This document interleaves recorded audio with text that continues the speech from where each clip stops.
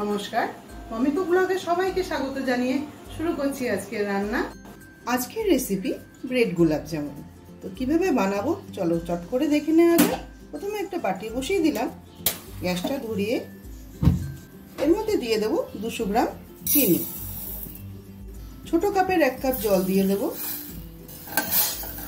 প্রথমে আমি চিনির শিরাটা বানিয়ে নিচ্ছি। শিরাটা কেমন পর্যায়ে বানাতে হবে আমি তোমাদেরকে দেখিয়ে দেবো। ভিডিওটা তোমরা স্কিপ করো না, তোমরা দেখতে থাকো, নাহলে পরে বুঝতে পারবে না আমি কিভাবে বানাচ্ছি।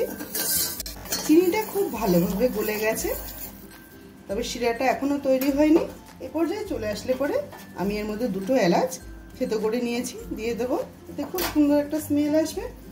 আর দিয়ে দেবো 2 ফোঁটা গোলাপ জল। চিনির শিরাটা এমন বানাতে হবে, আমাদের কোনো 1 তার বা 2 তারের শিরা আমরা করব না। আমরা জাস্ট দেখব হাতে চিপচিপ করছে কিনা, আঠালো ভাবটা এসছে কিনা, শুধু আমরা এটা ফলো করব। এটা চলে আসলে পরে শিরাটা একদম তৈরি হয়ে যাবে। শিরার ডেনসিটিটা দেখো, আমি এর জন্যই বলেছি যে শিরাটা বেশি ঘন করা যাবে না, কারণ যদি ঘন করো তাহলে গোলাপ জামুনের মধ্যে ভালো করে রসটা অ্যাবজর্ব করবে না। আর যদি একদম পাতলা বানাও তাহলে কিন্তু ভালো হবে না খেতে। এখানে আমি একটা পাউরুটি নিয়ে নিয়েছি, স্লাইস পাউরুটি। এই স্লাইস পাউরুটির যে লাল অংশগুলো, ব্রাউন কালারগুলো, এই সাইডগুলো আমি বাদ দিয়ে দেবো কেটে, কারণ এগুলো সমেত যদি করো তাহলে কিন্তু শক্ত শক্ত হবে, সফট জিনিসটা আসবে না। আমি কেটে বাদ দিয়ে দেবো। তবে বাদ দিয়ে দেবো মানে নষ্ট করবো না। এটা দিয়ে কিন্তু যে কোনো স্ন্যাক্স তৈরি করে নেওয়া যায়, খুব ভালো লাগে খেতে। এইভাবে একদম যে সাদা অংশগুলোই আমার চাই, হাতের সাহায্যে ছোট ছোট করে টুকরো করে নিলাম। মিক্সি গ্রাইন্ডারে দিয়ে গুঁড়ো করে নেব। একদম সফট ব্রেড ক্রাম্বস তৈরি করে নিলাম। এবার একটা বড় পাত্রে আমি ঢেলে নেব। এর মধ্যে দিয়ে দেবো 2 চামচ মিল্ক পাউডার। দিয়ে আমি অল্প অল্প করে দুধ দিয়ে আমি একটা ডো বানিয়ে নেব।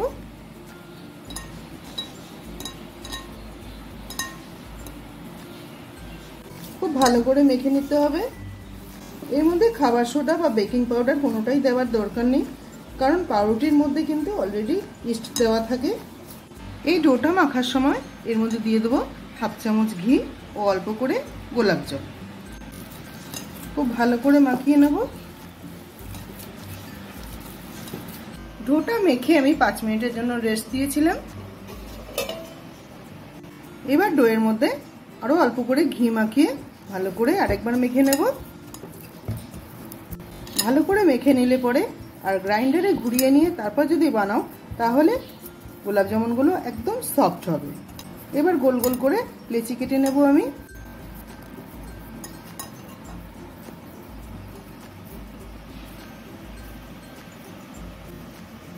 ভালো করে গোল করে নিয়ে প্রথমে, তারপরে এইভাবে শেপ দিলেই হয়ে যাবে। দেখো কোথাও কোনো ক্র্যাক ধরেনি, খুব সুন্দর তৈরি হয়ে গেছে। এভাবে আমি প্রতি কটা বানিয়ে নেব।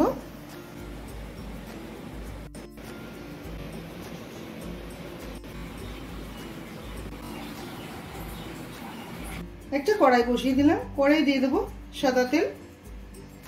তেলটা গরম হয়ে গেছে। একটা একটা করে গোলাপ জামুনের মিষ্টিগুলো আমি এভাবে ছেড়ে দেবো।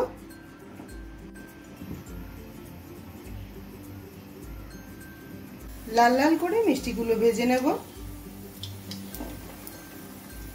লাল লাল করে ভেজে নিলাম আমি মিষ্টিগুলো। এবার শিরার মধ্যে দিয়ে দেবো।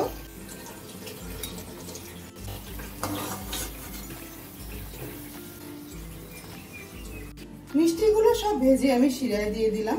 এবার এটাকে 3-4 ঘন্টার জন্য ঢেকে রাখবো।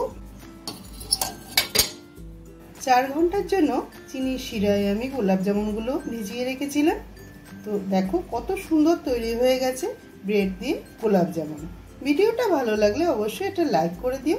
তুমি যদি আমার চ্যানেলে নতুন বন্ধু হয়ে থাকো তাহলে সাবস্ক্রাইব করে দিও। পুরো ভিডিওটা দেখার জন্য অসংখ্য ধন্যবাদ। দেখা হচ্ছে অন্য কোনো রেসিপির সাথে। সবাই ভালো থেকো।